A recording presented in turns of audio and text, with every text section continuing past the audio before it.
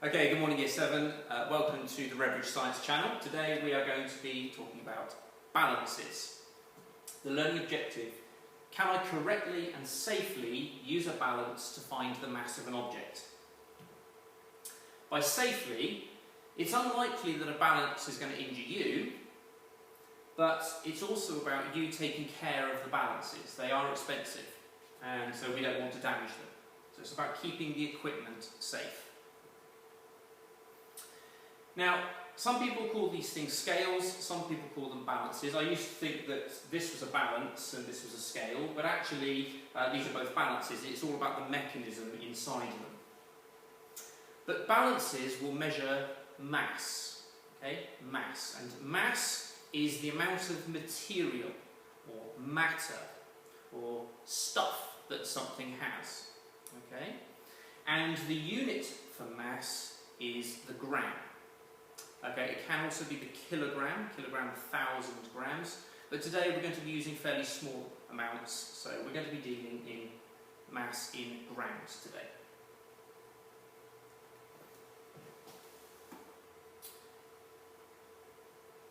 I'm going to show you how to use a balance correctly and safely, and there are 10 rules, and I'm going to take you through those as I show you. So the first thing about a balance is to make sure that you keep it in the middle of a table, partly so that it doesn't fall off, but also the centre of a table is often the steadiest part. Make sure that it's flat at the beginning, that it doesn't wobble, and that it's steady. Try to avoid leaning on the table. Look what happens if I lean on the table near it. Okay, you can make the numbers change. But also make sure that there isn't an air current, the window's not open, there's not a fan on, or indeed people walk past, because look what happens if you create a bit of an air current. Again, the numbers will change. Make sure at the start that the pan is clean and dry. This is the pan. Make sure it's clean, make sure it's dry. Never overload the pan, okay? Never put something on it that's too heavy for it. And certainly never be tempted to press down on top of the balance with your hand. Okay? Never overload it. You will damage the mechanism. Now, whenever you turn the balance on, make sure the first thing you do is you zero it. Okay? So there's a button here that's called on or zero. And at the moment it doesn't say zero. So I just need to press the zero button and make sure that it says 0.00 grams. Now, when we're going to weigh something out, quite often we'll use an empty plastic pot or perhaps a piece of paper with a sharp fold in it. Either of those will do. But whichever you're going to use, it's important that after you put the plastic pot onto the balance, that you tare the balance. Now, by tear, I'm saying T-A-R-E, tearing, which is, this button doesn't have a tear button, but it does, this balance doesn't have a tear button, it does have a zero button. So I'm going to press it again, and the balance is actually now measuring as though the pot is not on it. So the balance is saying to you there is no pot on the top. Now it's ready to measure out some. I'm going to use salt today. So I'm going to use this. This is called a spatula.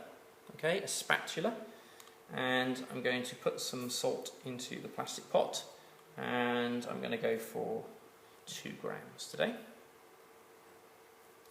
Now, one of the other rules about weighing with a balance is to make sure that if you put too much in, or, like I've done there, you can take it out, but if you were to spill any onto the balance, you would have to start again. Okay? So if you spill any, you must start again. Oh, I got lucky then. There we go. 2 grams exactly.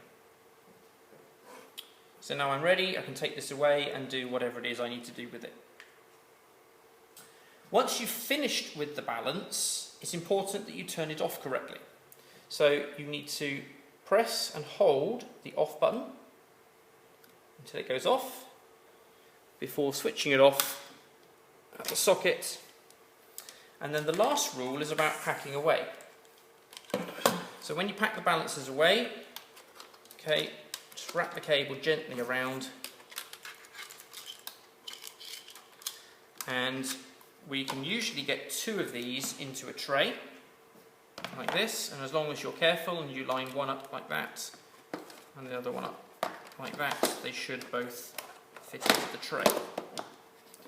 Now, never stack balances on top of each other. Never ever be tempted to put a balance on top of another one like that, because again, you can damage the mechanism within the balance. Okay, so we need to look after our balances. These are a couple of £100 each. We do have some cheaper ones in the department, like this one here. This one's only, I think it's about £30 or £40. But we've also got this one called the Ertling, and this is closer to £1,000. So there are different balances, but they are all expensive, and we would like you to look after them. So very quickly, let's go through the rules again. Whenever you're using a balance, keep it in the middle of the table, making sure it's flat and it's steady. Try to avoid leaning on the table, don't walk past and create air currents. Make sure the pan is clean and dry at the beginning. Never overload it, don't be tempted to press down on top of it. 0 it at the start, make sure it remains on 0.